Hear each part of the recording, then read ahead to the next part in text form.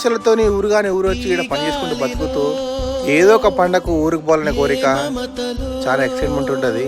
పండగ వస్తే ఎప్పుడెప్పుడు ఊరికి పోవాలని ఉంటుంది, కానీ ఆ రోజు ఇప్పుడు వచ్చేసింది. ఎదురు చూసేది ఒకటే మా అమ్మ. కాకున్నా కూడా నేను అమ్మ కోసం వెళ్తా. ఒకటే అన్న, అమ్మ ప్రేమకు విలువగట్టలేము. బెంగళూరు నుంచి మన ఊరికి మనకి 1000 కిలోమీటర్ అవుతుంది. అందుకోసం బెంగళూరు నుంచి హైదరాబాద్కి ఫస్ట్ వెళ్ళాలి. దానికోసమని ఏసీ ట్రైన్ బుక్ చేసుకున్నా. చాలా బాగుంది.